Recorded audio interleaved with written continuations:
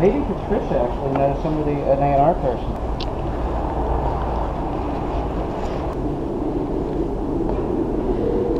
I can't take your call right now. Please leave me a message. She's probably on the other phone.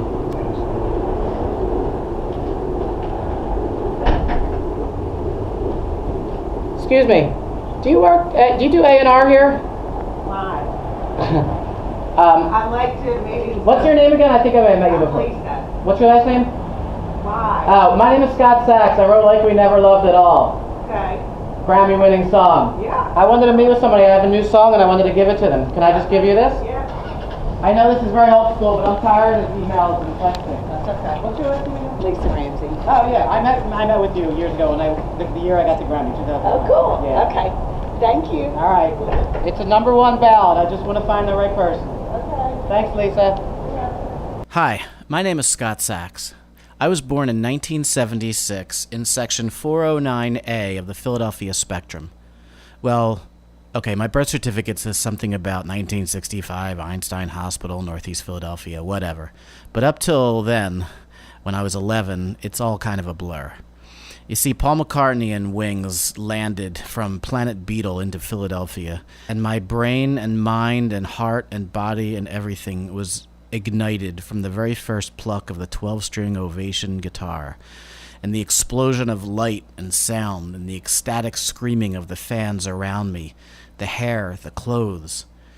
The truth is, all of that would add up to nothing if it wasn't for one thing: the songs.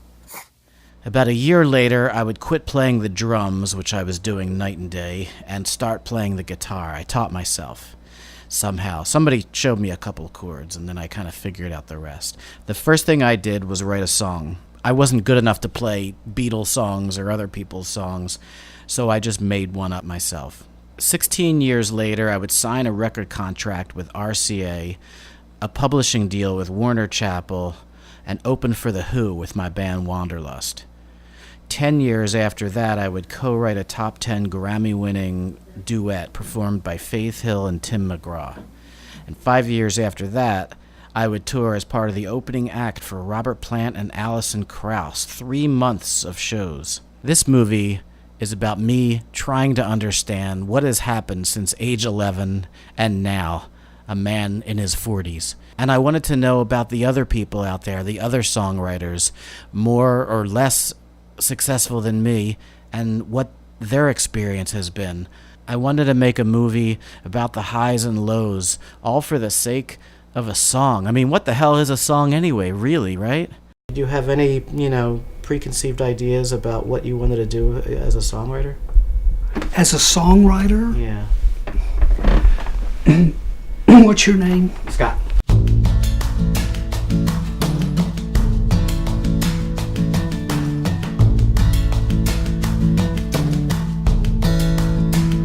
I wanna be famous, son of a gun. I want you all to know my name when I'm done. Ooh, I wanna be someone. I wanna be someone. I wanna be someone. I wanna catch on fire. I wanna feel the spark. I wanna blaze a trail, leave it burning in the dark. Ooh, I wanna make my mark. I wanna make my mark. I wanna make my mark. I need a light to guide me home.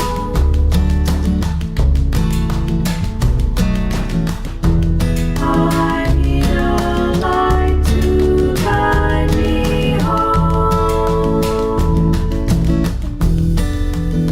I wanna keep it simple. I wanna make it clear. Let the record show there was someone here. Lord, I don't wanna disappear. I don't wanna disappear. I don't wanna disappear.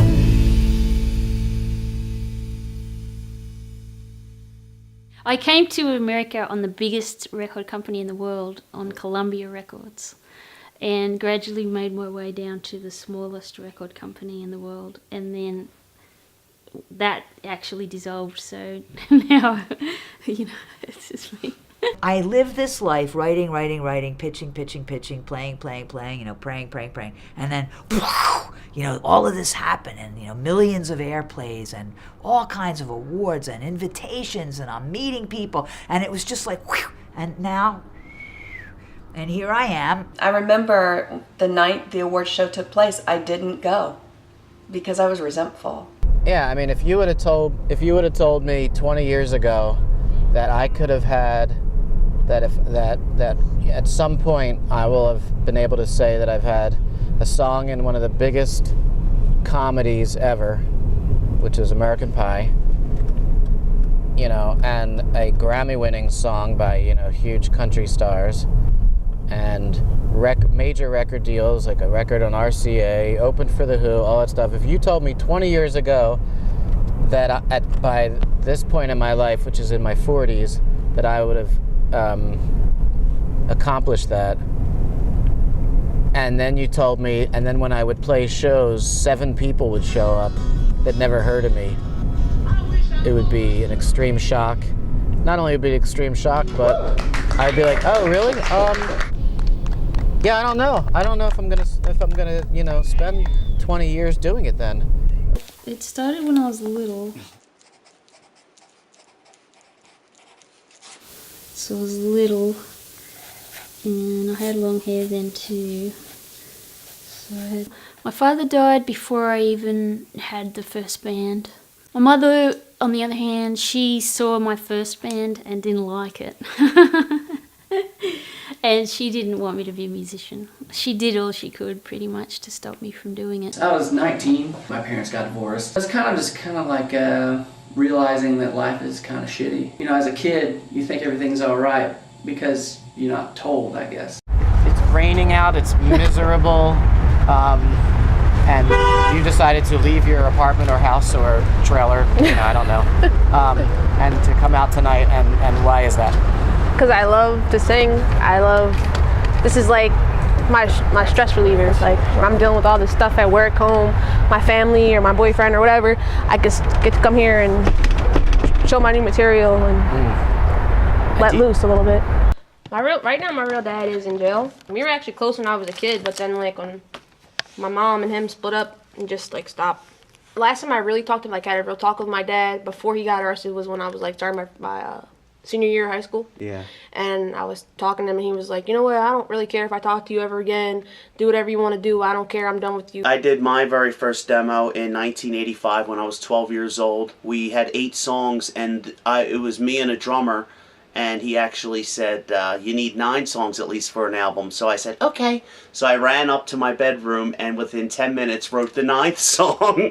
I made conversation with some friends or made friends, and there was this kid named Chris Schaefer, and he said he could play guitar. And then I spoke to somebody else, and they said they could play this instrument. And you guys want to we can jam, we could play.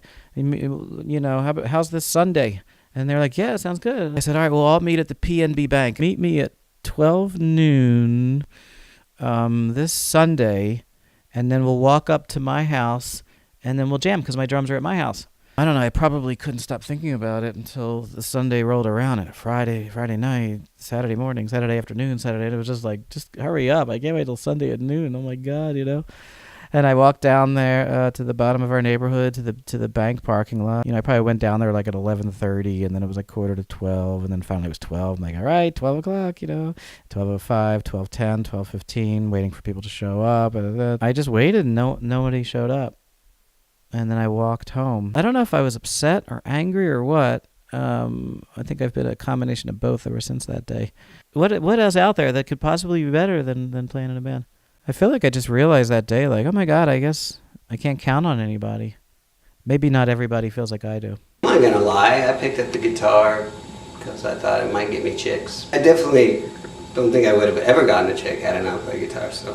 I formed a neighborhood band, and instead of playing covers right away, I just started making stuff up. So from probably the age 12, I've been writing songs. It's just one of those things that I just couldn't not do. You know, some people's life path here, it starts with wanting fame. It starts with wanting to be known. It starts with wanting to be special. I mean, who out of us artists didn't start that way? The first song I remember was a song a friend wrote all the lyrics for, and I wrote the music. I realized my heart was connected to the sound of singing words to a melody over chords. That feeling was so empowering and healing, I wanted to do it over and over. I had loved listening to songs, say, my whole life, so to be able to create that wonder and excitement myself was a thrilling discovery. I never thought twice about not going into music as an option. Because my parents were so successful at music and I had so much to prove, I looked at it like a God-given mission I came in for. When I was 15, I started writing songs because I was freaked out by like kids who were soloing those Jimmy Page, I just got daunted by guitarists, and I just wasn't attracted to that. So I just started kind of singing about girls with blue jeans. Music got you and me through our teenage years and up until now, like that's what keeps us going, whether we're playing it or fans and listeners, it keeps us company somehow, whether directly when you're performing for people and you're keeping each other company, or whether you're in your room with your headphones on and listening to Pink Floyd or something. I didn't play my songs for anybody for a long time.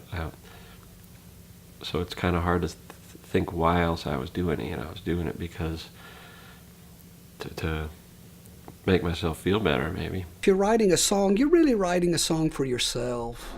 I just love listening to a great song. I love dancing around to a great song. And I just always wish that I could do that.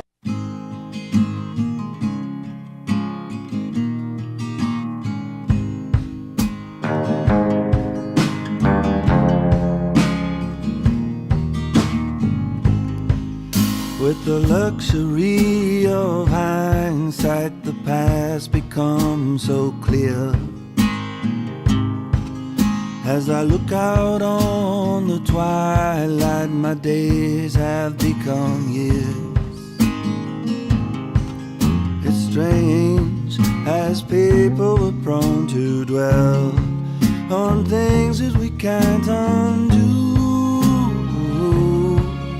and we're liable to wander down if only avenue. All right, I'm just going to answer these in the order that you sent them to me. I guess I would just say I'm a singer-songwriter. It's the best job description I can think of. When I wrote my first song, I guess it was because I was in a band and we didn't know how to play. We weren't good enough to play other people's songs, so we started writing our own. I always wanted to be a singer. It never occurred to me that I could actually make it my job until much later. All I ever wanted to be was a songwriter. All I ever wanted to be around was music. And I was just determined. The minute I heard a popular song, I found out, I didn't know where they came from. I thought, do they just exist in the world? Then I realized someone writes them, and I wondered who writes them, and I want to write them. And how do you learn to write them? And so I just started trying. I didn't learn songs for a while. I just learned riffs and things. And a song, So I got really into songs a little late. Even early on, though, I did start writing. Like with my brother, he and I used to write stuff and had a 4-track and stuff. So it was there, but it just wasn't something I'd have played for anybody. I was 10 when the Beatles hit me, and I knew that they wrote those songs, but it didn't occur to me what went into it. I didn't really have any picture of the process, and I figured they'd already written all those great songs, so why was I gonna even try? I wrote a song when I was 13. Now that I think of it, I wrote it on the Rickenbacker, and it was really like a faux bird. I can't tell you what the words were. Meet me in the middle of the day, let me hear you say everything's okay. Bring me southern kisses from your The room. hit record, Mr. Tambourine Man, knocked me out. So that got me on this merry-go-round for good, you know. The Birds I guess record? I was 10, yeah. 65. Yeah. So, okay. And then from there, there's so many records, but really, The Times They Are A-Changin' by Bob. Grand Central Station. I'm still not over North Country Blues. The crowds rush and scramble round past the newsstands and out across the floors, and I did some singing, and I played guitar. You know, and of course it had that song, The Times They're Changing, and it Hattie Carroll was probably on there. And, you know, there were a lot of really clear songs on there that said things. Those things really knocked me out.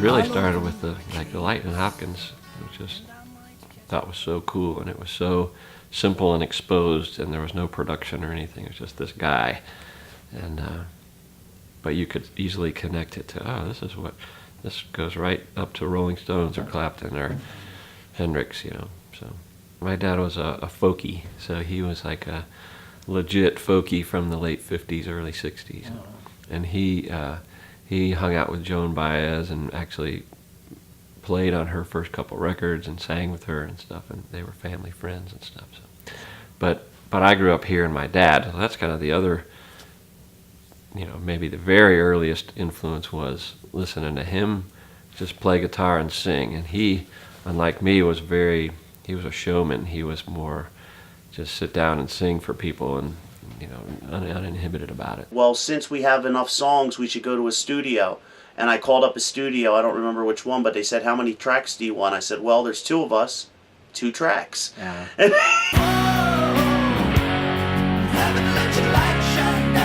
One of the coolest things my father ever said to me, it could be the coolest, it changed my life. I was 14 and a friend of mine gave me a guitar, and I decided that night I want to be a songwriter. Fuck I was doing, I just wanted to be a songwriter. And I sat down with this piece of crap guitar and I played this song. And my mom, being a mom, she's like, oh my God, that's the greatest song I've ever heard in my life. You know, just being a mom, but my dad looked at me and he knew that I was really into Paul McCartney. He looked at me and he goes, you know what, son, I bet that's better than the first song Paul McCartney ever wrote. Instead of going, that's crap, or like, he truly kind of inspired me in a sense that it was like, wow, that's kind of cool. His opinion probably meant more than anybody else's. Of course it did. It's my dad. I was never really very musical as a kid, but I really loved writing, and I used to write lots of poems and all sorts of stuff. I wrote lots of poems about my cat and stuff. Yeah. You know? Always felt like I was playing catch up with music, but it would seem like a really immediate way to tell stories. It's so in the moment, you know. I think I was just really interested in being able to, you know, to say what I wanted to say without having to actually have a conversation with someone at that point. What you ought to do is sing. If you get worried, what you ought to do is sing. If you get worried, what you ought to do is sing. Sing about your trouble, and it just might pass. And if you get lost, what you ought to do is sing. If you get lost, what you ought to do is sing. If you get lost, and what you ought to do is sing. Someone at that point, I think I wanted to get my point across, or, you know, whatever was going on at the time. I didn't feel like I could tell anyone. Sing about joy. Sing about love and hoping it lasts. Sing about your trouble. If I had a problem, it was just easier to sing about it or write about it rather than, you know, complain, I suppose. If you get broken, what you ought to do is sing. If you get broken, what you ought to do is sing. If you get broken, what you ought to do is sing. sing about your trouble and it just might pass. Yeah, sing about your trouble and it just might pass.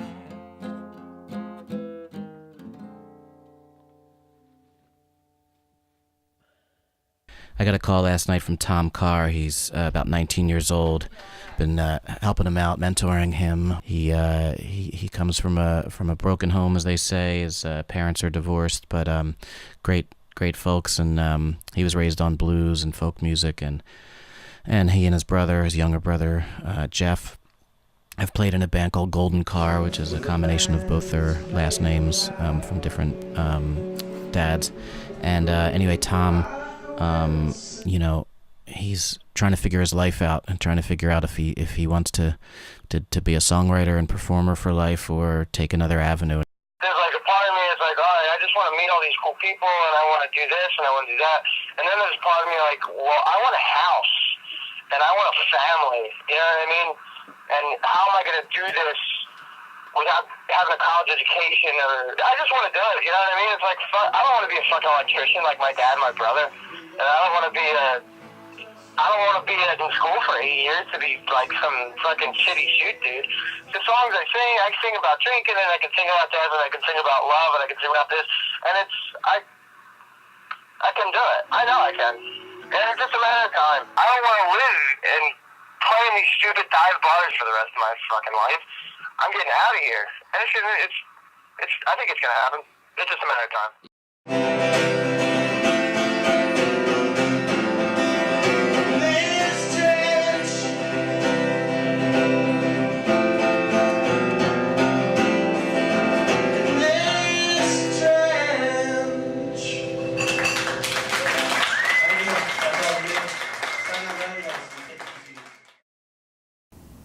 Oh, my butt dialing you? How'd that happen? I felt really bad that somebody was calling me. Well, let's do this interview on FaceTime. How'd that happen? Wait, can we do the interview on FaceTime? Yeah, we can. Let's try. Yeah, okay. Well, accept me. Oh, right. I'm sorry. These days, when to be accepted by people is different. You can accept them just by Actually, how is this working? Because you're not on my home net. Oh, you're not on Wi-Fi. I thought this only worked over Wi-Fi. Here we go. Dude, we have slap delay. This is awesome. See? Look what when the night has come and the land is... He said, karma's gonna get you. Wait, what's the song? What's the Harry Nilsson song? You can throw it to the fire. We can make each other happy. There's an old saying in music publishing, and since I'm an old music publisher, I'll tell you, the old saying is, many writers will often ask, what comes first, the words or the music? And I like to say, what comes first is the phone call. Because with the phone call, you then have somebody giving you some direction for where to take this baby you've just created. I'm always amazed at people who make their own furniture or fix their own car or whatever. It's like, wow, I can do this, So it's cool when you have heroes and you go see a concert or you're listening to an album and you're just like, wow, this, it blows you away, yet it's kind of within reach. Like, maybe I can do this. And then to actually do it, say, hey, I did what he did, kinda, that's a big deal. People take the time seriously in Nashville because they're like, oh, he's only in town because he's here from Dallas. I'll set some time aside for you. Whereas in Dallas, get together to write somebody. Oh yeah, well finish that later. Oh, yeah, there's no immediacy. Whereas here, everyone's like, everyone just knows nothing's gonna happen unless it gets made. Or you've been roaming the city for a long, long time, running around like everything's fine, fine, fine, fine, seeing sights you've seen before. But you're holding out for so much more. You've been misled, you've been broken, got so hurt when your heart was open. Give it time. With your heart, your head colliding, and later you decided that being alone is fine. Let me change your mind. She's blank.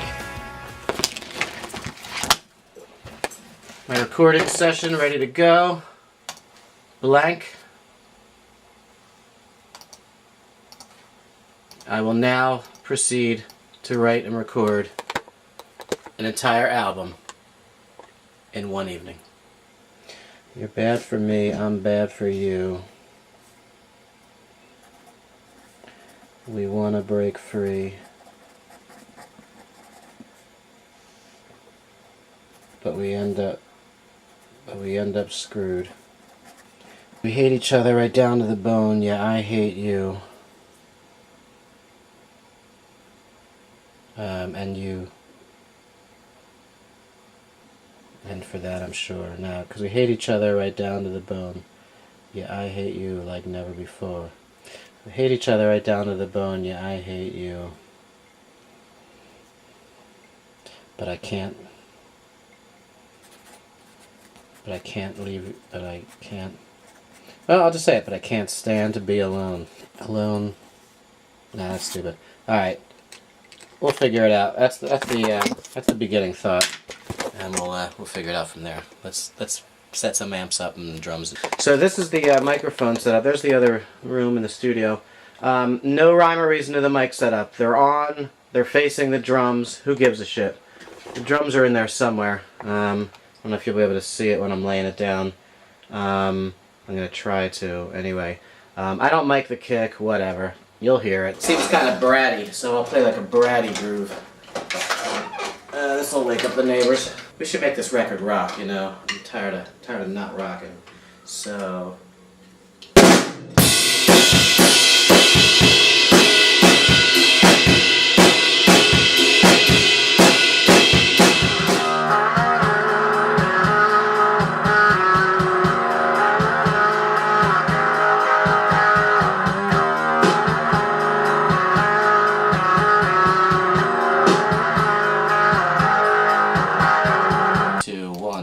Two. You're bad for me, I'm bad for you. We wanna break free. Into this song, you know, you're bad for me, I'm bad for you. We wanna break free, but we end up screwed because we're stuck in a story we can't forget. I don't like because we hate each other, because we love each other right down to the bone. Yeah, I love you, I can't, you know, maybe I'll say, because we, no, love each other's kind of lame. Yeah, we're stuck in a story we can't forget. We love each other right down to the bone, yeah, because we, I don't know, the whole section's weird. I try to make you talk to me. You try to walk all over me. Because we're stuck in a story we can't forget. I like that. We're stuck in a story we can't forget. So I have to add more verse stuff. You're bad for me, I'm bad for you. We want to break free, but we end up screwed.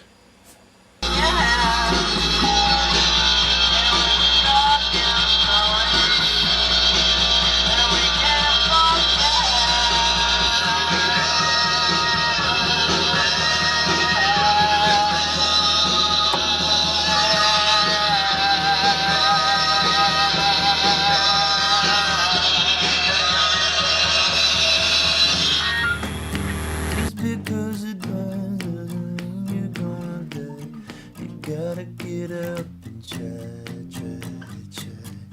Gotta get up and try.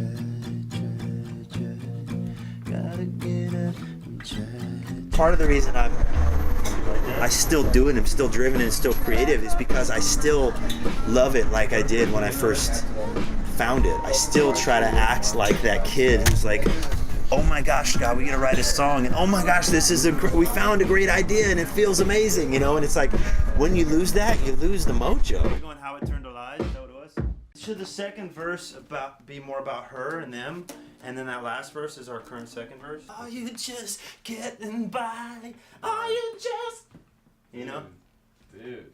Have you won about what you're doing? Yeah. This is sick.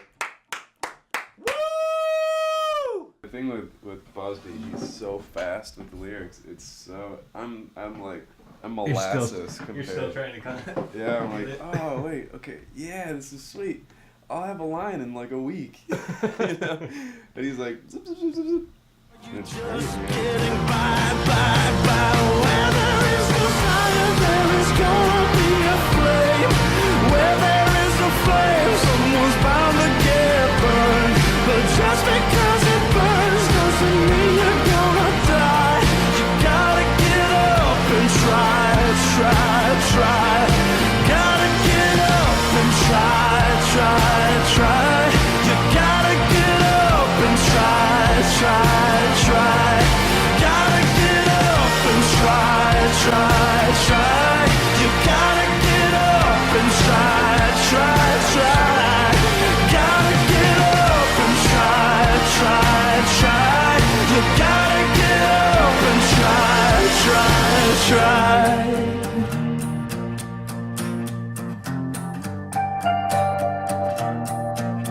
gotta get up and try. Gotta get up and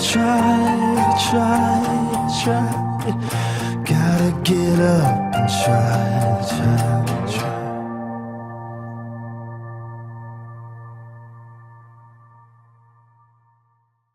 I came up with Tricky Dicky and everyone said, oh, that sucks. You're focusing on, you're focusing, you want it to be a Jaguar, right? You want this, if it was a car, you want to have a Jaguar, right? Or what kind of... Yeah, that's good enough. A Jaguar is good enough. You want to have a Jaguar, and you're looking at the details on a Pinto. You know, I wrote a song called Rose from Concrete with my friend Jordan. And the line was like, can a rose grow from concrete? Can a heart mend that won't beat? Right. The inspiration for that song was that I was in the middle of a very painful breakup, trying to save it, you know, trying to save the breakup. And I was literally wondering if you can save a broken relationship. So when I was writing the song, you know, that's how I expressed that feeling. Can a rose ever grow from concrete? Can love come from two hearts that won't beat, and all that kind of stuff? If I didn't have that feeling, that really, you know, like gut-wrenching, oh my God, this is painful, I need to write something about it because I need to get this out of my system and try to work this out. If I didn't have something like that burning through my heart and soul and veins and blood and existence and everything, the song wouldn't have any fuel because there's nothing to it. It had fuel, and it had passion, and it had importance, and it had feeling because there was that feeling behind it. When you write a song, I get the sense that you're writing a song because you want to have a hit song. But Jane, I am now. but Jane, that's not. No song was ever a hit because somebody wanted to write a hit song. Oh, you don't think so? No, there's no truth behind it. Yeah, I'm filming, and it's for a documentary because I'm teaching. Take them off. I'm teaching people about songwriting, and you're helping me. Okay. Trying to imagine. There are times now, where I really do try to imagine.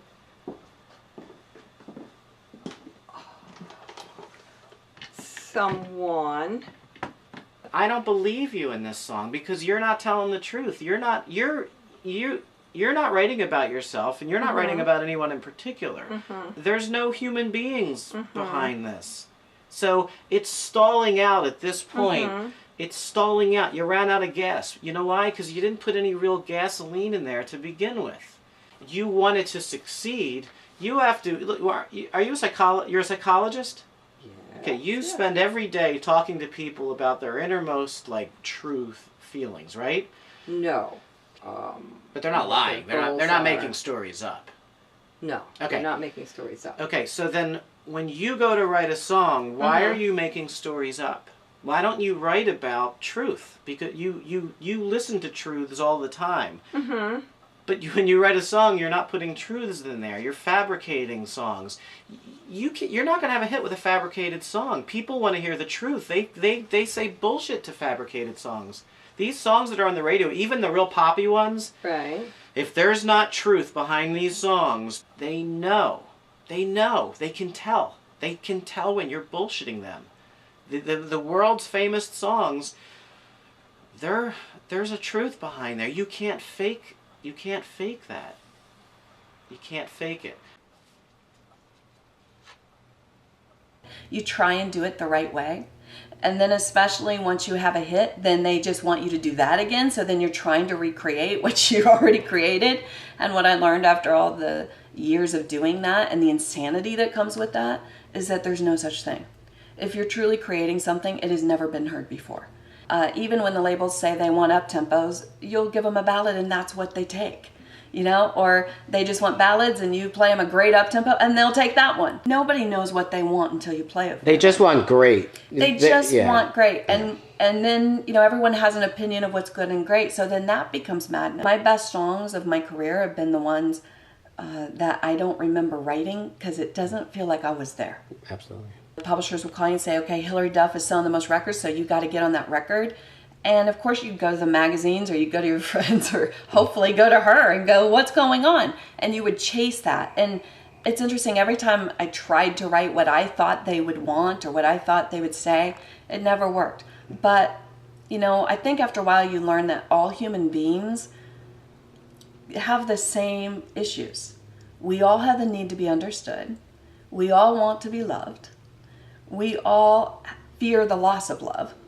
And I think when I would just focus on writing my own authentic story, then Hilary Duff would find herself in that.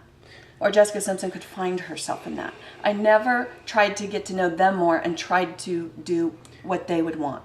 I always just did what was more true to me. I didn't have any plans as to like, I'm going to write a certain kind of song. I certainly didn't have any plans for where to go in any kind of scheme of the future. I don't know how many people do.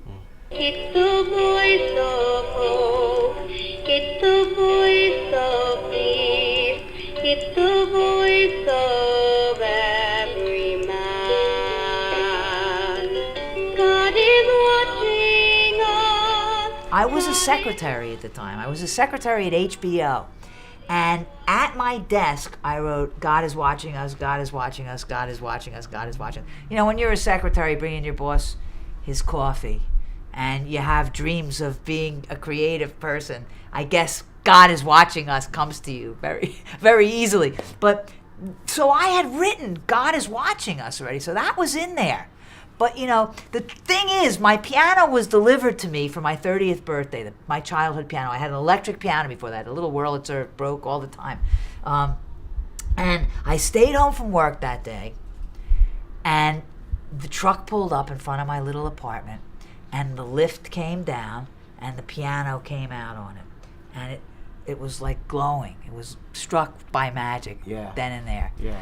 And the two workmen brought it in, and it fit exactly where it was supposed to. And they said to me, you can't play it for a full day because it's ice cold. It's like a brick. So all I did was hug it and kiss it, polish it. And my bed in those days was way up, a loft bed. And I went up to bed that night, and I kept looking over the side, seeing if it really was there, and it was. And the next morning, I came down the steep ladder, and I sat at the piano, and from a distance poured out of me. I feel the melody is the seducer.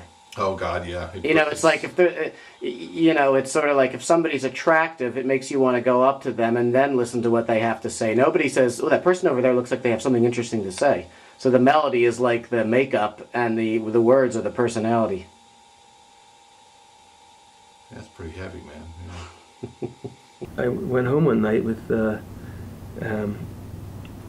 Sarah, my wife, and she just moved over from Sweden. We were just living together for the first time, and we watched The Making of Sgt. Pepper at like midnight. And with George Martin sitting at the the 4-track that 4-track red console. So afterwards, Sarah said to me, "A 4-track recording? What's that about?" And I'm like, well, those wires on the dining room table, that's a 4-track recorder. Oh, record something for me, she said. So the day before, I picked up Rob's guitar. He has a red ES-330. I picked it up, and I remember very clear. I remember leaning over, picking it up, and just my fingers going.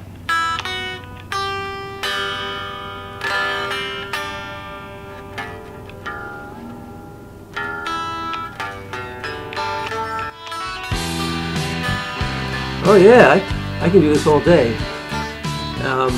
Played it a few times. I said to Rob, "Can you record this so I don't forget it?" So he recorded it. And the next day, I came back in, and I said, "Rob, I can't remember that riff. I know you recorded it."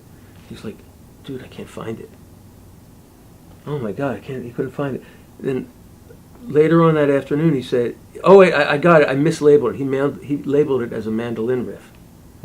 So, okay, that's how it goes. I played it on the guitar. I remember I walked over and played it at Rob's piano, and Joan started riffing over it. Doing that, that blues singing thing. So that riff was in my head. So when Sarah asked me to record something, I said, okay, cool, I'll make a little track out of this. And I had a little Insonic ASR-10 sampler thing, so I programmed a drum beat, boom, dot, boom, boom, dot, and played the bass notes and had doubled it with a little Wurlitzer. And then Sarah said, sing it. I'm like, sing it? Wait, sing it? I mean, I need to write lyrics and a melody, and I need to have a title and a concept, and then I have to write the lyrics, and I have to rewrite them, and then realize that the chorus isn't working, and then change the chorus, and then I have to realize that it was better in the beginning and go back to that, and it's a long process, young lady. Yeah. So she kind of said whatever and fell asleep on the sofa. And then I heard the voice of Brad Roberts from the Crash Test Dummies going, "If God had a name." If God had a name, what would it be and would you call it to his face? If you were faced with him in all his glory. Okay, I'll run with that. But now where did just that line just pop in your head? That just popped in my God head. had a name. Yeah, well, at that time they were playing that song where he says, why does God make things like earthquakes and tornadoes? He used the word God. That was in my head. So I really put the thing in record, and I sang the verses in the first pass, and the second pass I put in the choruses. And I was stuck for a last line, and Sarah woke up and said, trying to get home, trying to find us, trying to make his way home. So, yeah, that's just the planets line up sometimes. What if God was one of us? Just a slob like one of us. Just a stranger on the bus, trying to make his way home. His first idea is about this guy trying to persuade this girl to run away with him, and it's called Deeper, and so I have like the bridge I'm a little unsure of, but it would kind of start off a little slow and then kind of get like a percussion feel, meaning it would start off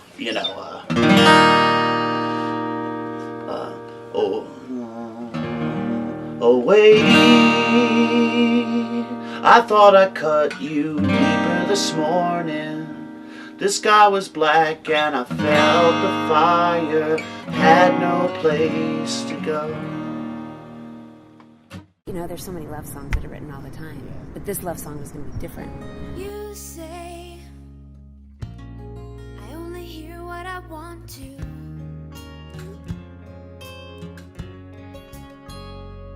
A lot of my songs, I guess they are sometimes conversational. I think the conversational element comes from the fact that I feel like my own personal experience is what makes my writing different from other people. We're all writing about a lot of the same topics, but I feel like when it comes back to love and relationships, which we all like to write about, or heartbreak, or sadness, I feel like my own personal experience of that is the thing that sets me apart from other writers. So sometimes that comes out through a conversational tone just because that's my voice. I went to a really strict private schools where there was a lot of rules about writing. I just started realizing I just have to speak as conversationally as I can and then hone it down through editing to make it into real writing. But it starts from a very conversational place because that's my voice. Some of my better songs are the ones that were written more quickly without thinking so hard. But some of that is because of practicing over and over and over again and trying to write clever songs. Some of the songs I've worked so hard for and I want all the wordplay to be there and all these different levels of meaning, people don't connect to them. Sometimes the songs that people like more aren't necessarily the songs I like as much. So it's always that balance of just trying to write more and write with other people. And there's this fine line between being vulnerable and being really annoying.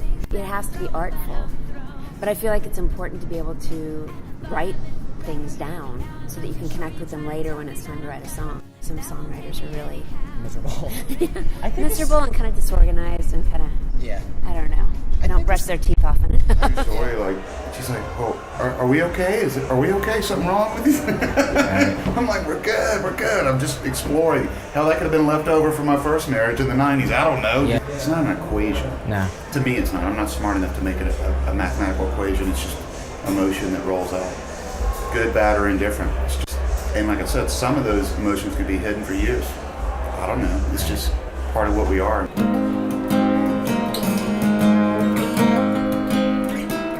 See? Told you.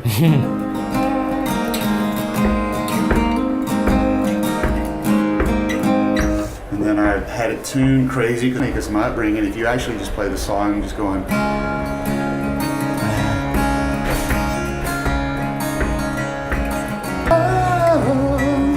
Yeah, we're in my parents' living room. I would actually just record myself. I was just making demos trying to get a publishing deal. And I can remember at the time, Nirvana was huge, you know, It seemed like that's what was going on in music. And then you just go da da da da da da da da, and there'd be space. What else are you gonna do? Freak me out, I know.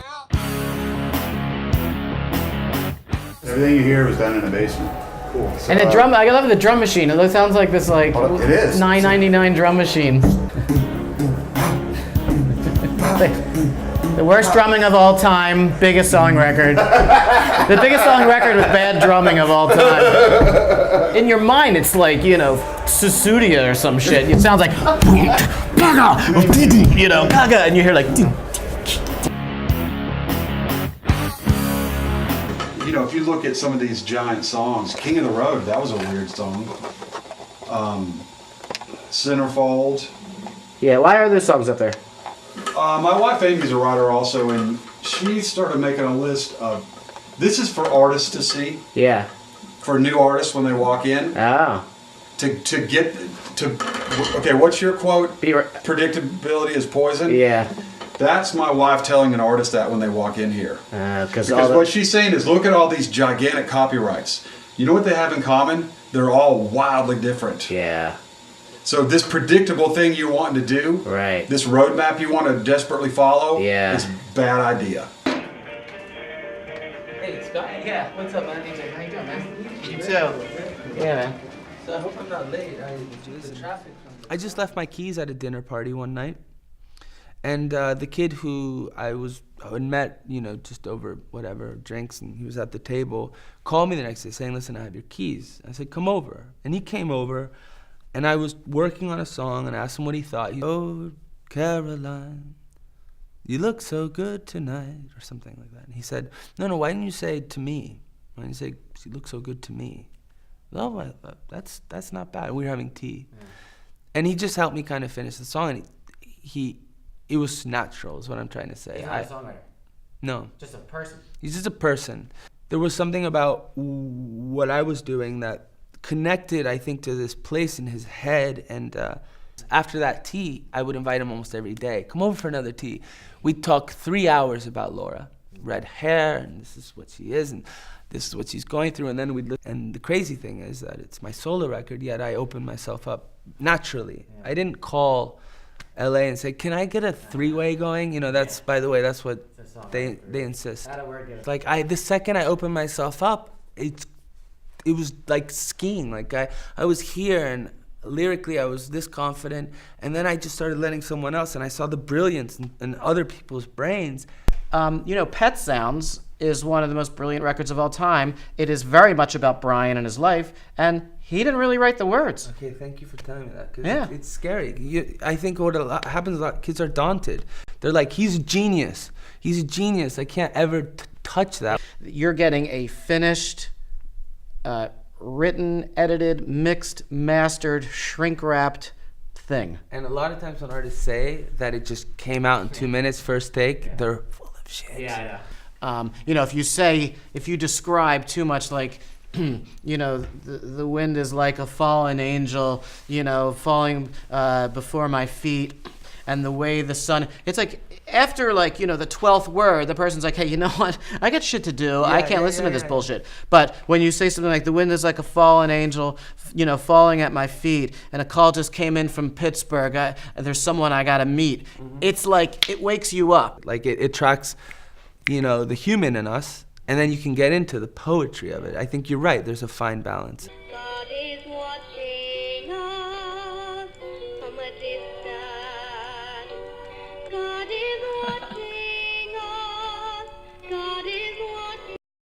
All right, so here's the questions in no really order off the bat.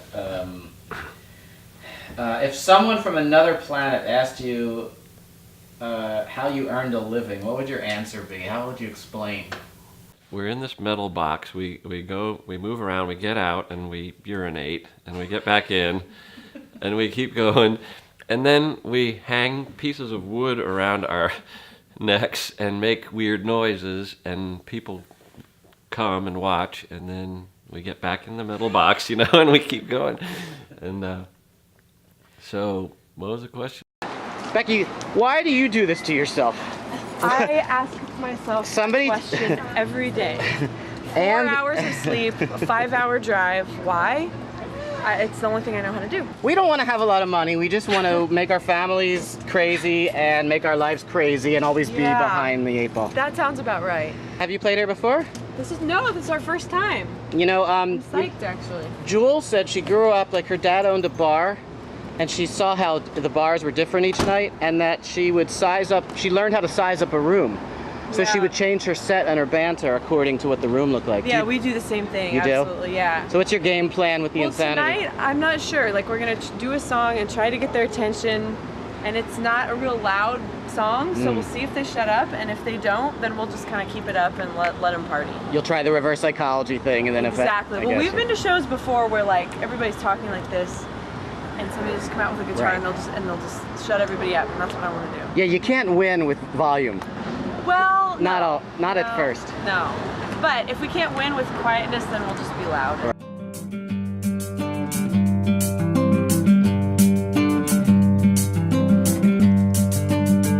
Well, I got my hands and 6 strings to play, with a little bit of time and something I wanna say, but the words are getting stuck in the back of my throat. I can't get them out. I need to find the notes. Got to try today, try tomorrow, any other way but beg, steal, or borrow. Got to keep pushing, it's no use wishing if we don't keep trying to find what we're missing. Got to try today, try tomorrow, any other way but beg, steal, or borrow. Got to keep pushing, it's no use wishing if we don't keep trying to find what we're missing. Oh yeah. We're here at the Pig in Memphis, Tennessee. Forcing our music on them. We'll see what happens. Alexandra? Okay, she's making you go? Yeah, we're with a band called Feel. You know what I mean? Yeah, sure. Alexander, the band called Phil is here. We're here to convince you guys to play our music because everybody else says that's what's going on today. I'm for you, 100%. She is too. I will try and make you smile if you're up for it just for a while. I won't stand in your way. Sounds good to me. All right. We're invading you with our music. Great, come on. You you guys. We've got your album and Yeah. like your song. Comes out today. Yeah, today's the release date. Great. I have some more copies. We're here to convince you to play us on the radio. We're looking at it. We're coming right out and saying it. Got you right here, my Cool, stack. I This is got the one. consideration Alright, stack. cool. Alright. Got you Ooh, right the here. consideration stack. Have you gotten a chance to listen to any of the album? Yeah, I just got the full length. So, Oh, cool. Yeah, I've been listening to it. It's good. I really like it. Thank So- you. So, I don't Well, know. you're on your way to Nashville. That's what. No, we left Nashville. Just came from there. Yeah, we're So going you're down. heading. Well, So we just thought we'd say hi, and, you know, maybe convince you to let us play on your station for like 3 minutes. I'll tell you what. We got a We've couple got- of guitars in the car, and we What I'll sang. do, let me show you our studio. All right.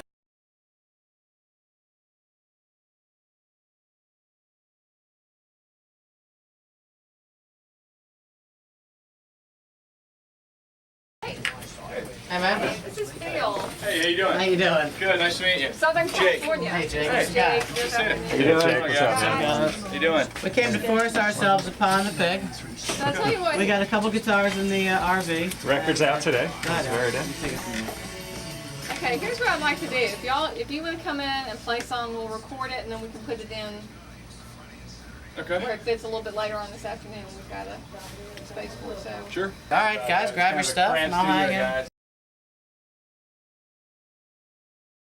Promotion of your new album, which is released today, correct? Today is the day, the very day of release. Well, cool. And have you been driving all the way from LA, or did you actually start somewhere in the kind of mid part of the United States? No, we left from LA and Albuquerque Went and to like Atlanta. everywhere. We've been to the We other are rock coast. and roll nomads. How long is this journey going to last? guys? Until we're number one, baby. 1, 2, 3, 4.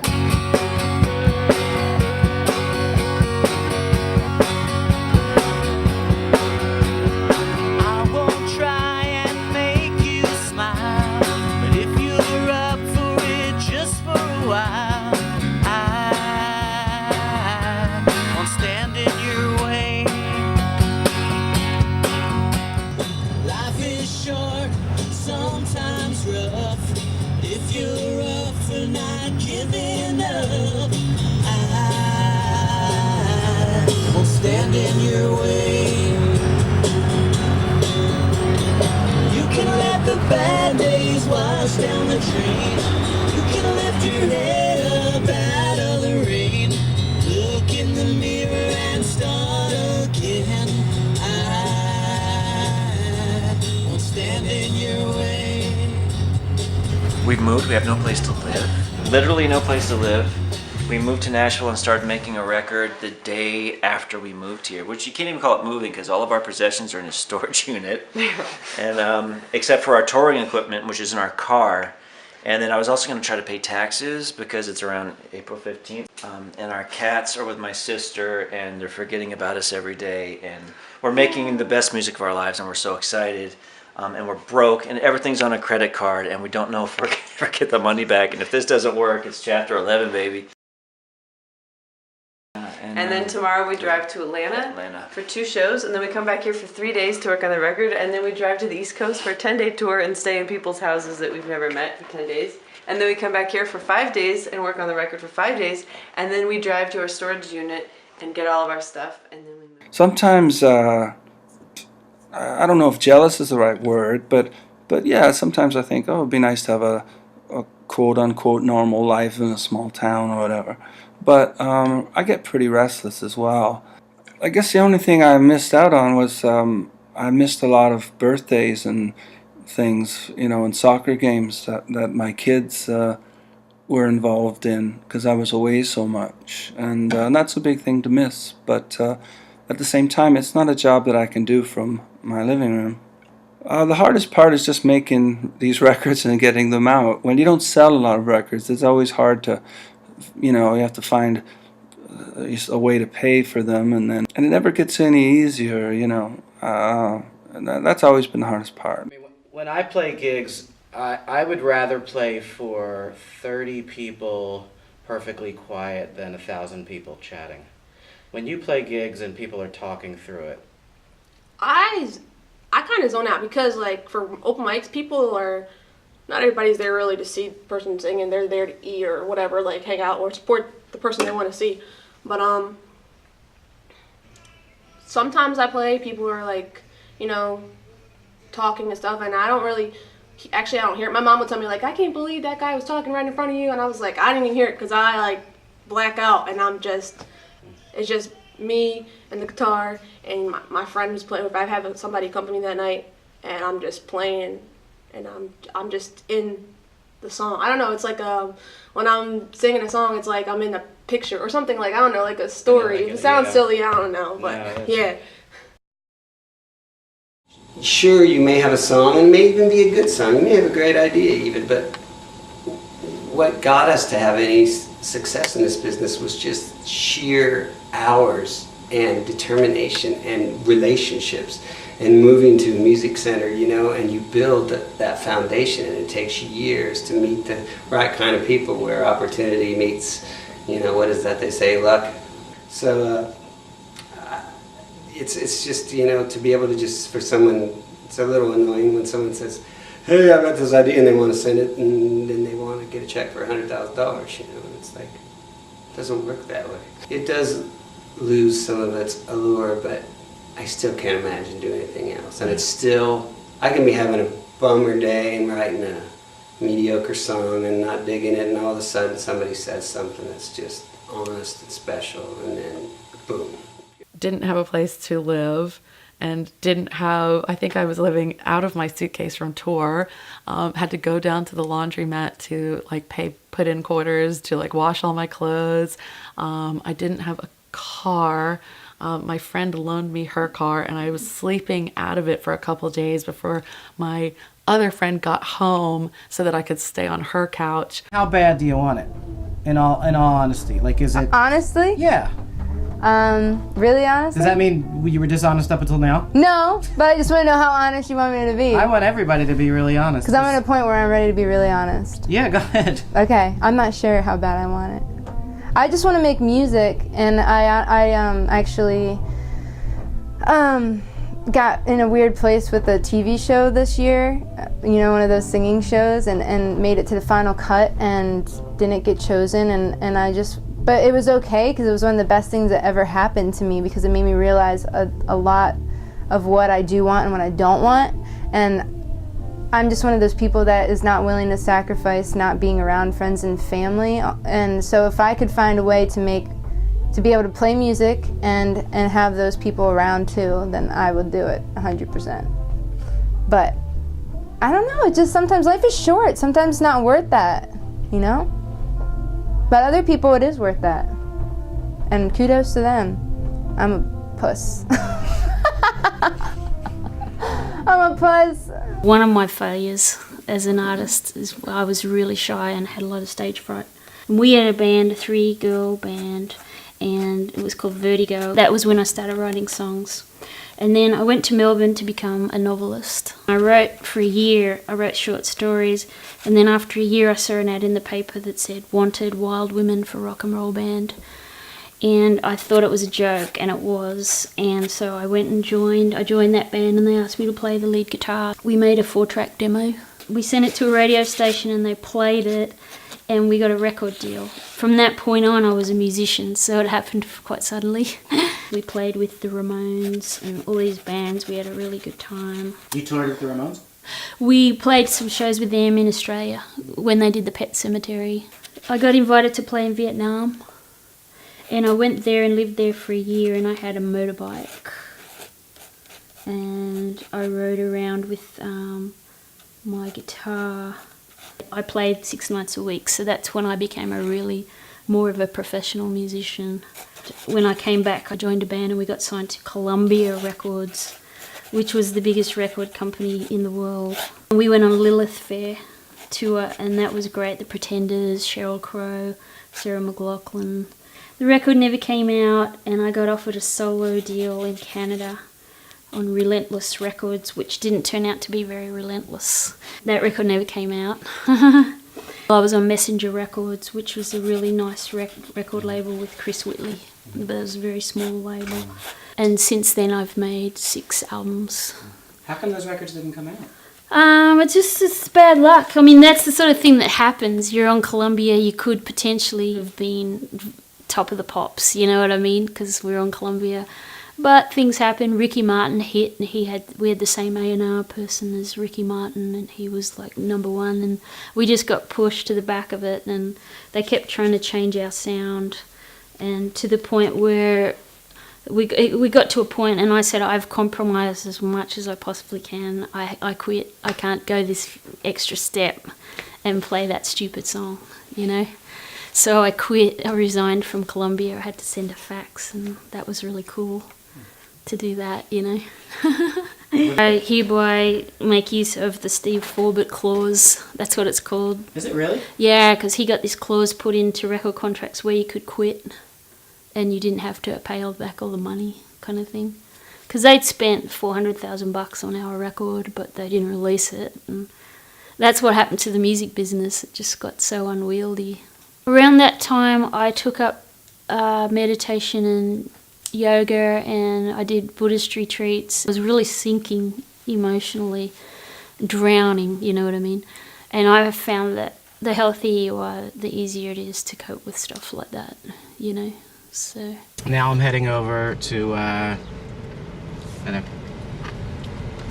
Curb Records, my old label / publishing company. It's a sneak visit to see if I can get any of my songs back. The way it works is you sign a publishing deal, and whether you're still with them or not, they have your publishing. And I haven't been with Curb Publishing in many years. They control my songs anyway, but they're not working them or pitching them. But I can't work or pitch them either, because they have control over them, which means that it's basically like song jail. They're not pitching them or working them or trying to get them any action. I really can't either, because my publisher doesn't have a cut of it, so he doesn't want to pitch it. And Curb owns the master and all that kind of stuff, so the songs are just stuck there in song jail. I'm gonna go in there and just ask them if I can have my songs back.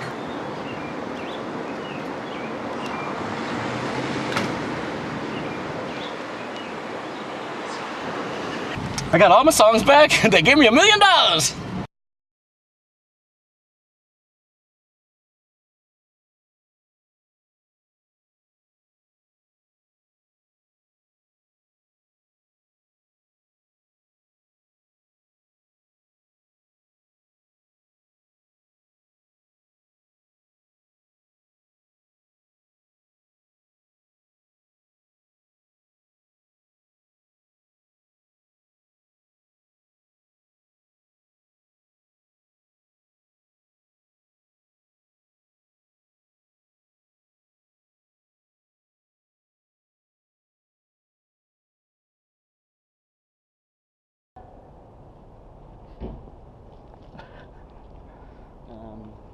I want to start keeping track of how many different beds I sleep in a year, and how many different truck stops I go to the bathroom in. Yeah. I went into a hotel room one night at like 1 a.m. and I was at the sink. I was exhausted. I was brushing my teeth, and I looked over, and there were 3 cups turned over like on the counter, and there was a wasp under each cup. Yeah. Like a magic trick, like hide the ball, only it was... And it was 1 a.m. and it was...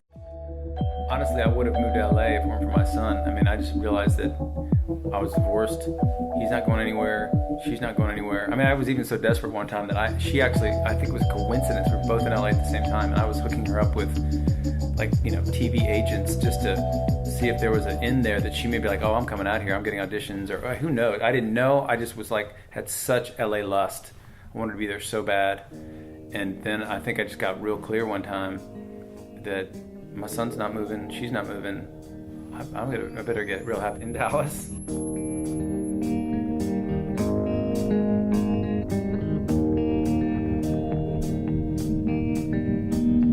Oh, where is this easy street they have been telling me about?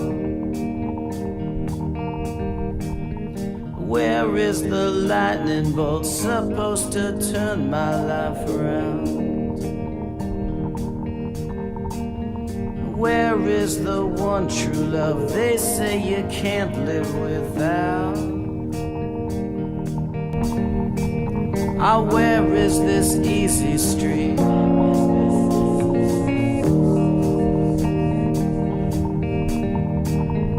Please awaken me if you see the promised land. 'Cause if I am on easy street, I must be in a traffic jam. I made peace with the letdowns, the breakdowns, made the rounds, but damn, yeah, if I am on easy street, I must be in a traffic jam. Sometimes it's great because like, oh my gosh, big fan, I know all about you. Sometimes it's, oh, you're kind of still doing that? Weren't you guys like big like when I was in college, you know? Like, and so then I start thinking the way they're thinking, you know, thinking about some band that just, wow, that's how they pursue, you know, all that stuff goes through your head. And, you know, like every other guy you talk to, what do you do? I'm in oil and gas, I'm in commercial real estate, I'm a lawyer. It's hard sometimes. Gosh, did I miss somewhere? Oh, where are the movie scenes I thought would make believe? I have to remember as a writer, I gotta do this. This is what I do. More happens when the guitar's in my hand. And if guitar's not in my hand for a day goes by, 2 days goes by, I lose my identity and I start questioning and wondering. And it's like, dude, just put the guitar back in your hand and see what comes up. Every time something comes up, every single time something comes up, if I just put the instrument in my hand.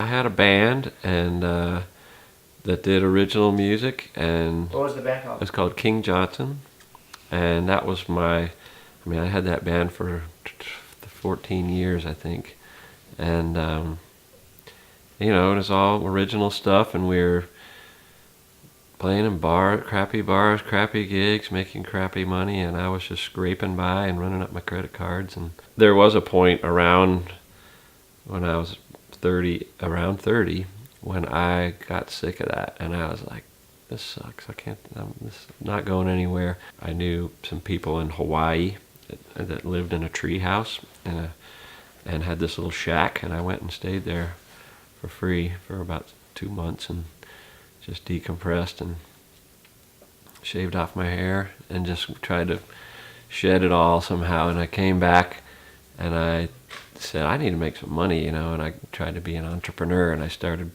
waxing people's cars. And the weirdest thing, I just like, I'm going to detail cars, and I'm going to hire a staff, and I'm going to just be all about money. Just forget all that bull crap. And that lasted about 6 months. I was like, this really sucks, you know, I'm going to go back and try it again. So that's how I was able to survive. It wasn't because I made a bunch of money writing songs and touring. I just scraped by, you know. Can you show me the letter from Clive Davis and tell me the story of how it went from your... I wrote him this letter, you know, and it's dated 1989, and it's when Arista Records was on West 57th Street. And the thing that Clive Davis always did was, you know, you wrote him a heartfelt letter, and he always responded on your letter. So you knew he saw it. You knew he saw it, but if you thought that, if you had any illusions that maybe he kept your letter in a beautiful scrapbook because he treasured it and looked back on it over the years, that isn't the case, because he sends you his return letter on your letter. So I wrote him this heartfelt letter about, you know, from a distance, and he wrote back. And here's what he says. Julie Gold. Well, he doesn't know me well enough to say, Dear Julie. Julie Gold. From a Distance is a lovely, heartfelt song.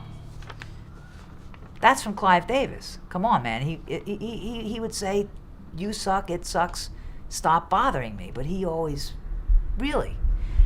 From a Distance is a lovely, heartfelt song. Since I only look for hit songs, as artists have their own album cuts, I have to pass.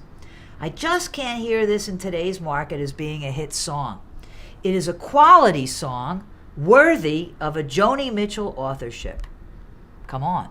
Congratulations, Clive Davis. So, you know, yes, my dreams were shattered because I wanted Whitney Houston. Let me tell you something. Wherever I went on this God's earth, I had a cassette of From a Distance. And if I saw Whitney Houston, that was my pitch. In my opinion, she was the voice of our generation when she was in good form. And I was very, very organized. You know, what was on the tape? Here are the 3 titles on tape A, which was 3 songs, and I still advise people not to pitch more than 3. And this is to whom I pitched it, when I pitched it, real, and the date that it was returned, or that I at least heard something. And here they're all returned. And look, here, good. Larry Magid, he's always been a champion of mine. You know, I owe him a lot. But oftentimes no response, and here's no letter, no, blank. You can see the return, no tape, listen but no return, no comment, here, good but no. Barbra Streisand, nothing back? You know, I've been pitching to Barbra Streisand for 45 years, I think. She's had the same A&R guy all this time, and I've been pitching for 40 years, and he just hasn't, you know, it's one guy, and he does listen to all my songs, and he's never liked any of them. For all this time, I could show you, you'd cry your eyes out if you saw how often I've pitched to Barbra Streisand and how many songs. For every accolade on the wall, there's a billion notebooks. That's right. And whenever I speak to younger people, usually, I always say this to them. Before we say anything, may I teach you my mantra? And the heads perk up and they think they're going to hear something, you know, all right. And they lean in and I say, are you ready? Yes. They're wrong. Repeat it. They're wrong. Repeat it. They're wrong. They're wrong. They're wrong. They're wrong. So you walk through your life and you try not to ask, do you want what you got? Do you like what you have? And you wish you could tell yourself what you want to hear. But you can't, so you keep to yourself and you try to ignore what you can't anymore. And you find that the tears come down to something as you fall out into nothing.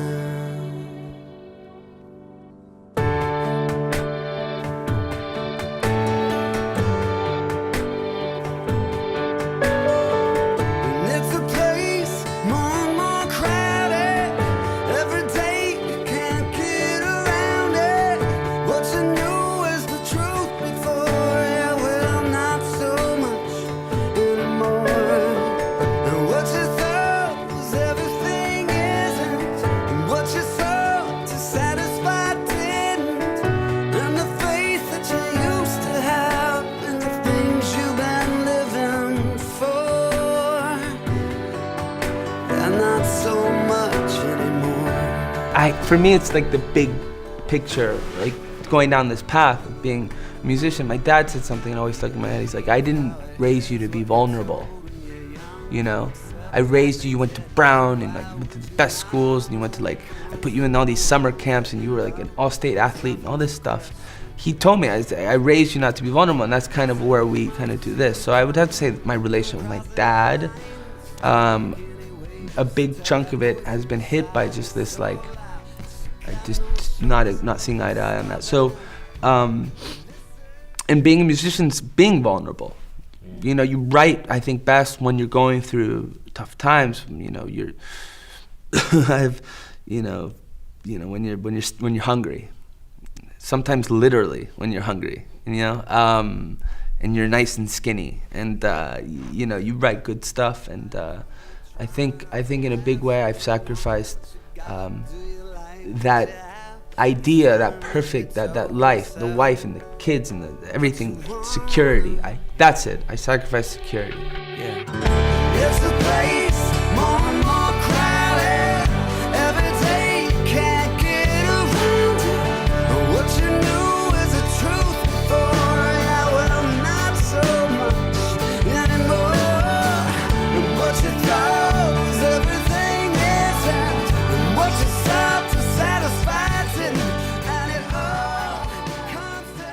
I wrote a song that was a single. It was my first big single on radio. And it was a country single for a new artist at the time named Kelly Coffey, and it was called When You Lie Next to Me.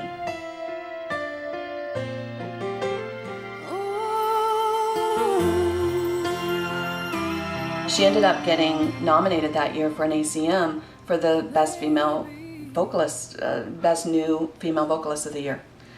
And this was a big deal for me. This was my dream. I mean, as a kid, I would watch those award shows by myself in my bedroom with the door locked because it was so important to me. And I think because a part of me felt like those are my people. One day, that could be me. And I just hope that I have that gratitude. I hope that one day I get to express that kind of relief, that all the work and all the pain and all the suffering that goes with this is worth it. It's interesting. No one offered me a ticket to the show. If I wanted to go, it was going to cost me $500. This year's top new female vocalist is... And there was my song playing on the stage. Kelly Coffey! As she walked up to receive this award. And it lasted 30 seconds. And it was over. And that was my big moment, and I'd missed it. And I think that it speaks more to me and where I was at the time as an artist, thinking all of this is going to mean something so special, and it doesn't mean anything unless you're present for it. And I think I just wasn't present. I was always in my future trying to figure that out with the struggle of my past and my old story. And I missed a lot of really great moments. And no one said, Trina, you should be there. And I think that, I just felt alone. I felt like, this isn't my moment. This is RCA's moment. This is Warner Chappell's moment. Why isn't this mine? And,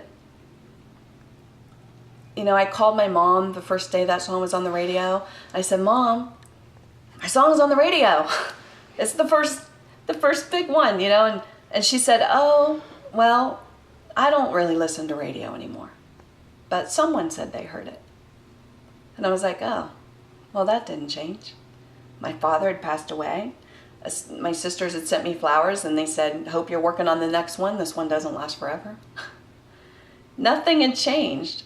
My Cracker Barrel, playing my song.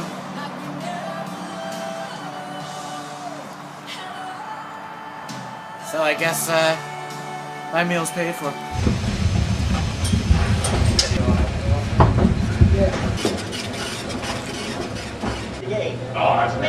This is about as close as I can get to him anymore these days. I don't know what happened. But we all had a little understanding. The lowest point of my career, I would say, Hopefully not would now. be...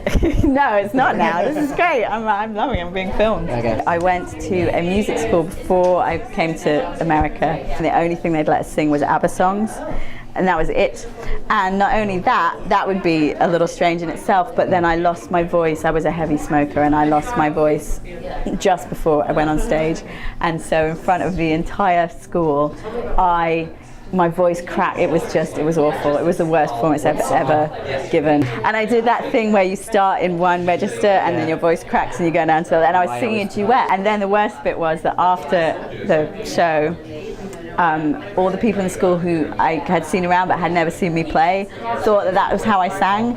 So they came up and were like, oh, good job. And I was like, fuck you. I'm glad you love the music, but what are you really going to do? Kind of, that's the feeling I got from my mom. I was like, she was supportive, but worried, concerned. And I remember being excited, my band's kicking butt, let's go out to Colorado and they'll get to see what we do. And I remember we got there and played in this crappy place and the sound was horrible and the band sounded, things were feeding back and there was 16 people there and most of them were drinking and ignoring us, and nobody knew us in Colorado. It was our first time there, and my parents came to see that. And then I remember somebody slashed their tires in the parking lot, and it was just, I just remember just being, to have your parents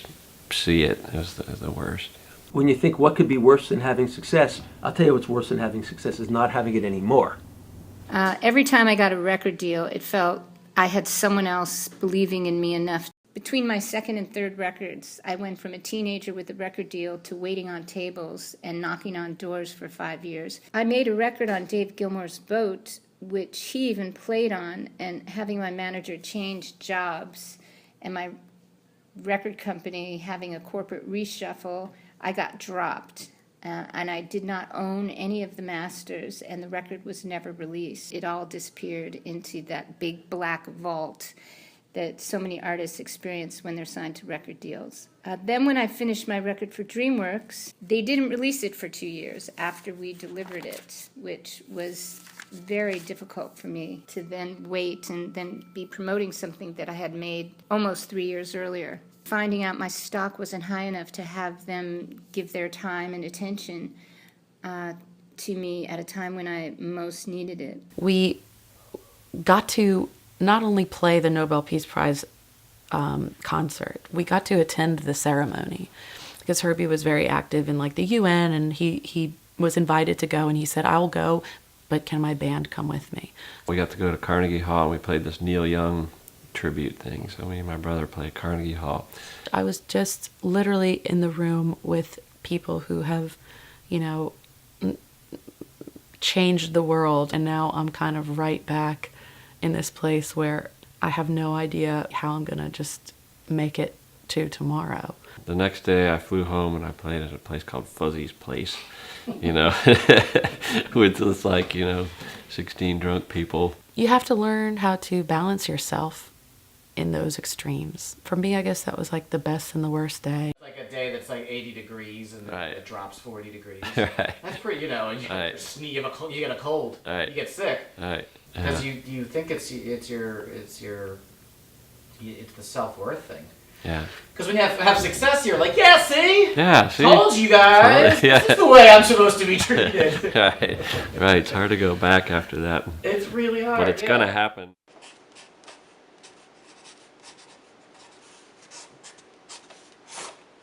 Apparently, the music editor at the New York Times, a gentleman named Stephen Holden, and he's still the music editor, was called by Mark Shaman, who was at the time Bette Midler's musical director. And Mark Shaman asked, "Do you know of any songs that are potentially Bette Midler songs?" And Stephen Holden recommended From a Distance. And so Mark Shaman called me one night. You know, my answering machine was flashing. I came home from work, and I had just seen him at the bottom line with Darlene Love, you know. My name's Mark Shaman, and I work with Bette Midler. And it was like, right, you know. No, really, you know, my name's Mark Shaman, and I work with Bette Midler, and we hear you have a song called From a Distance. And would you send it? And, you know, my life changed in that moment. It never gets old having someone sing your song, and you can see when people look at each other and high five, and you know this is the song that they wanted you to sing, and it's your dream. You know, it's what we started 10 years old. My dad's old classical guitar with 4 strings playing Kiss. Yeah, it all comes back to Kiss, doesn't it? First sound of the morning bird won't be long until we stir. Reach over to the pillowcase. Like I must have been around 9 or 10, and I used to go up and spend summers with my cousins. We went to this certain beach in New Jersey. One day I was like, that's it, I'm gonna swim out to this raft. And so I kind of worked the nerve up, and I swam out to this raft and finally got out there and was like completely out of breath. I barely made it, and I pulled myself up and I looked back to the beach, and I was like, well, how am I gonna get back? I was like so out of breath and done for that I was like, oh my God, now I've got to swim back. And then all of a sudden a man is swimming up to the raft, but pulling his much younger son on this boogie board. And he gets closer. I realize that the man swimming up to the raft is Bruce Springsteen with his son. And so I'm like, oh my God, it's Bruce Springsteen. Oh my God, it's Bruce Springsteen. What am I gonna do? It's the boss right here, alive and in the flesh. And I start freaking out as a young child. And so I'm just sitting there trying to hold it together. And he gets closer, and I think he said something like, would you mind making a little room for us? And I was so overwhelmed that I panicked and just said, you can have the whole thing, and jumped into the water and started swimming back to the shore because I was just so freaked out that it was the boss. And I was like, oh my gosh, take it all, Bruce Springsteen.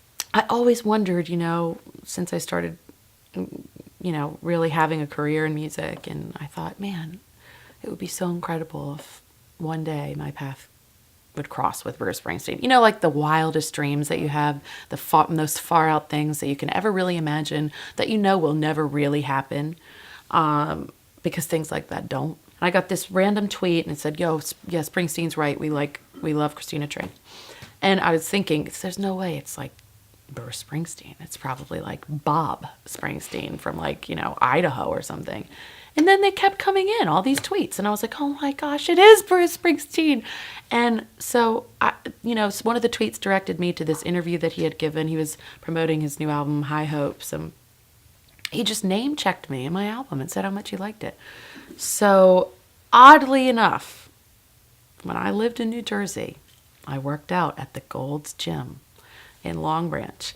And I was working with this trainer. And so later on down the road, after Bruce mentioned me, my trainer ended up being in a gym in New Jersey, and Bruce Springsteen walked into the men's locker room and he was alone with them. So he happened to say, "I know Christina Train." And then Bruce was like, "What do you mean?" And he's like, "Well, I used to train her." And he was like, "In London?" He thought I was British. And he said, "No, she lived in New Jersey." And he was like, "She lived in New Jersey? Give me her phone number." And so it happened to be my birthday of this past year, and he called me up, and it was probably the greatest birthday phone call ever known to mankind. And then we started kind of talking back and forth, and he came to Nashville for a concert and invited me out. And I got to sit and talk with him for a while, and it was just really mind-blowing how it happened, how it came around full circle. Because it's like, there's no logical explanation for stuff like that. And if you wrote it into something, people would probably say, that would never happen. That's so unbelievable. The best part is, he was like, "Oh, so who's managing you?" "No one." "Who's your label?" "Don't have one." "Who's your PR?" "Nothing." "Who's your booking agent?" "No." So he was like, "I see. I get it. We're going to have to fix this." So it's funny because, when all these things happen, you have these people who are working with you and it's all great. And then, if it hits the fan, sometimes the people don't really stay. And what you really want are people in your corner who are there permanently, who can see the end of the road, who can see, the career for life. Please dig a grave for me, mister, and one for my so-called friend. If your back should get sore and you can't dig no more, feel free to jump right on in. 'Cause we're all gonna go, but nobody knows exactly where or when. So dig 2 graves for me, mister. I'm on the road to revenge.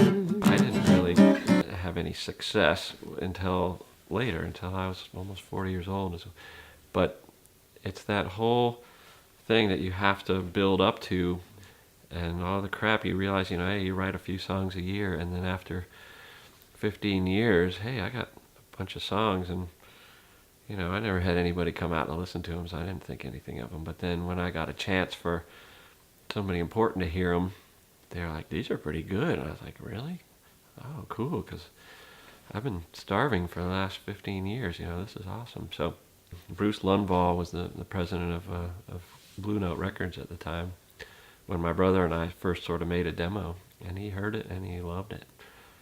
And we were immediately signed, and which did not translate to tons of money, and we were an unknown act just starting, but we were all of a sudden on a real label. And that was due to these songs that I'd had for years and years. Some of them were new, some of them were old, but it all led up to, didn't happen till I was almost 40, so. You had a #1 hit for 8 weeks, right? 9 weeks. 9 weeks. I'd spent years writing, and I moved to Nashville, struggling for the Nashville cut, and sort of crack that code. But 2 or 3 years here before I got anything going, and I spent a lot of time thinking about whether or not I could do it, whether or not it was going to happen, and what if it doesn't. How many years were you writing songs up until you had probably success? 10. 10 years. Yeah, and playing bass in bands. Right, with not one song going anywhere. But I do remember just daily the grind of, is this going to happen? Yeah. Can I get somebody to record this song? Is it going to happen? Did you have a backup plan?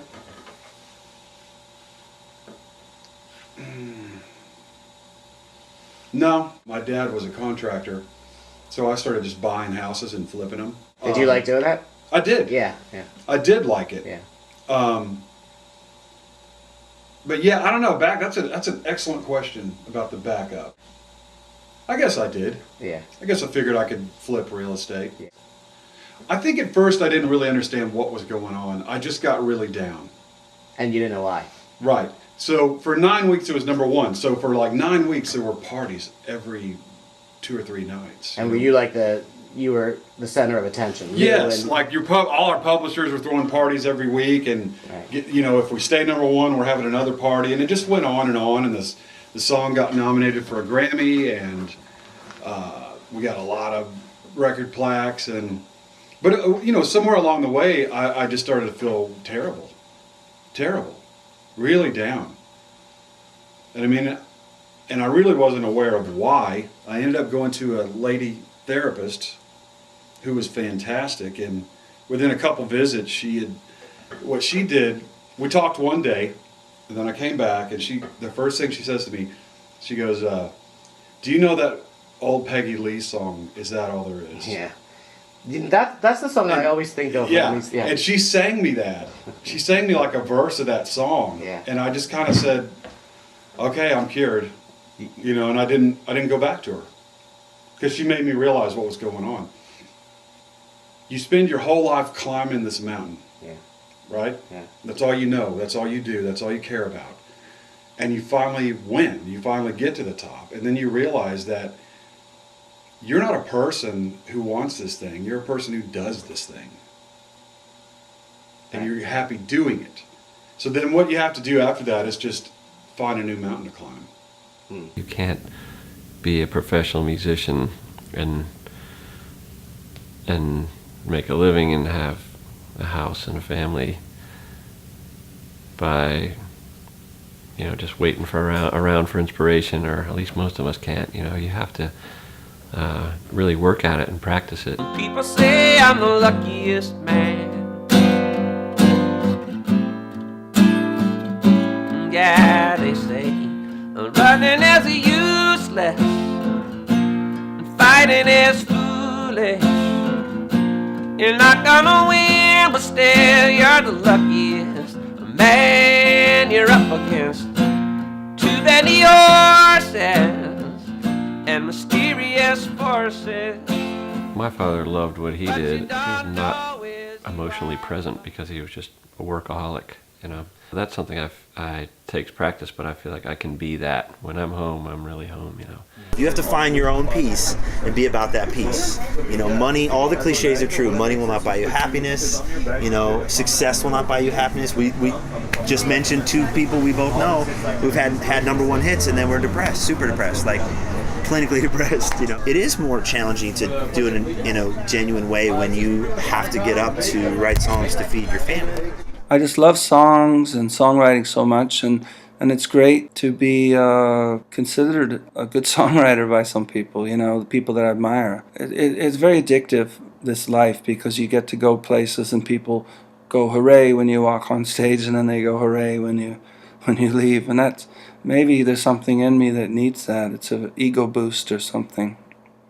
I guess when I think of success, it's just being able to do what you love to do. And make a living at it, or when I write a song that turned out the way I hoped it would, that's success too. And but I guess it's different for everybody. Have we reached the end? Does our road of love have a new beginning? Is your mindset that all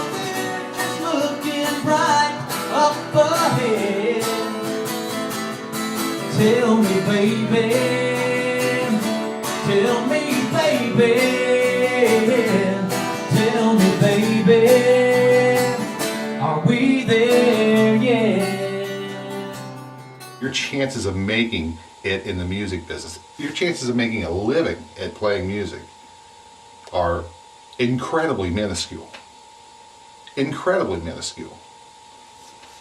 And it's like, having a baby and saying, well, this baby's going to be an NFL football player. I mean, that's kind of insane, I mean, maybe he or she will be, but chances are, they'll play high school ball and that'll be it if they're lucky, And it's the same thing with songwriting. I think too many people lose track of what got them started writing songs in the first place. You can't lose the spark, the want, the need to be creative just because you want to get radio play or you want to play a certain club in town.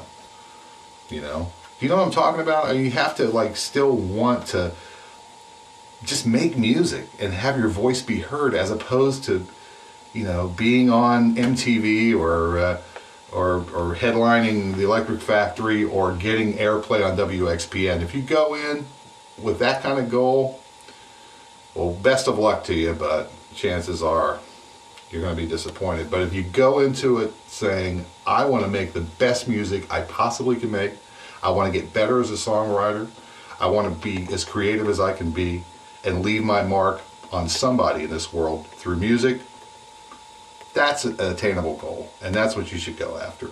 By the way, if you start going after, I mean, the record stores, the cutout bins are littered with artists who, changed course because they wanted to sell more records. You can't make music like that. You cannot create art like that.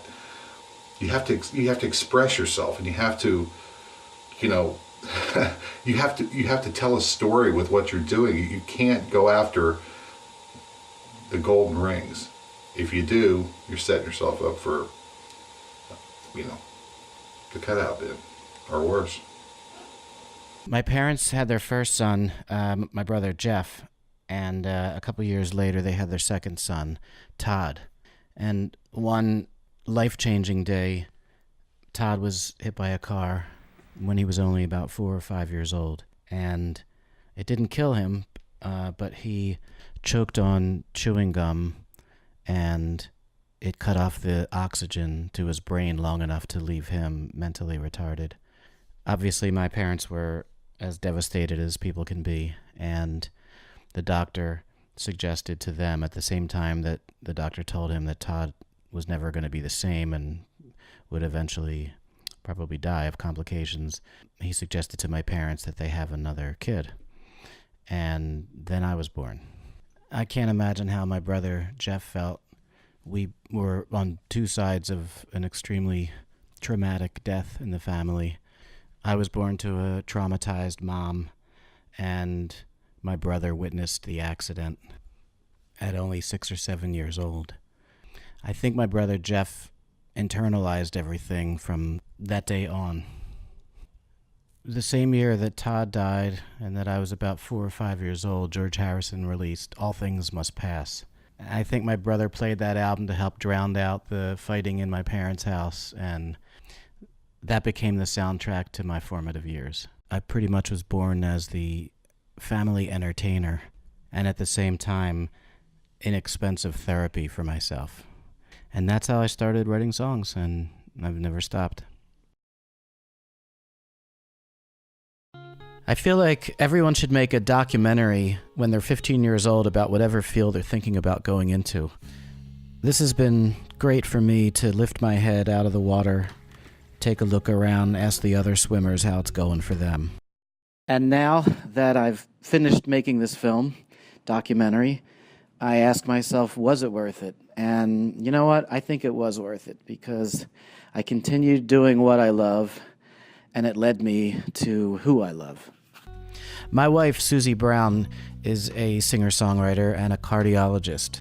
She's kind of the coolest person I know. We up and moved to Nashville, and she took a job at Vanderbilt, and she plays gigs when she's not saving lives. I even had a t-shirt made for her. She works 2 weeks, and then she writes and performs the other 2 weeks. And we did a co-write. I think we wrote it in Atlantic City, New Jersey, and it's really cool. It has a good beat. We released it in Nashville on April 9th, 2014, independent release, and it's been a big hit. We call it Josephine.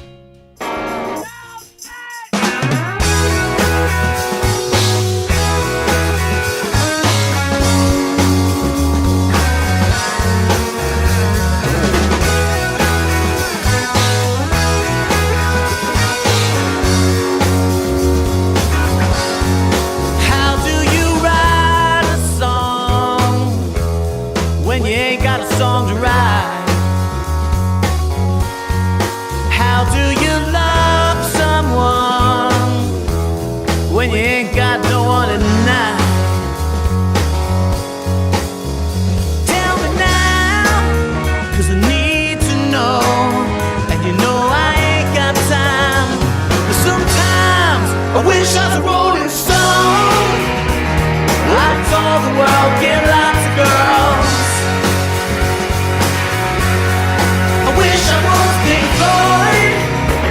I'd get you high and I'm paranoid. I wish I was Lou Reed. I'd make you smile, walk you on the wild side. Oh, sometimes I wish I was anyone but me.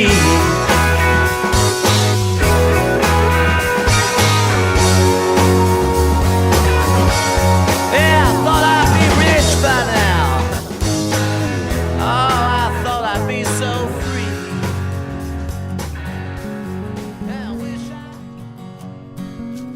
One too many times. Michael has arrived. One too many Welcome to Nashville. places.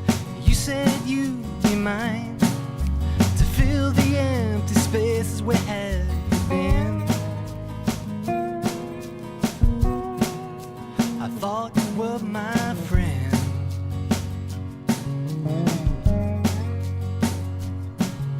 I guess that I should see the way things had to be. I got busy with the job, you know, and you got a family as things change.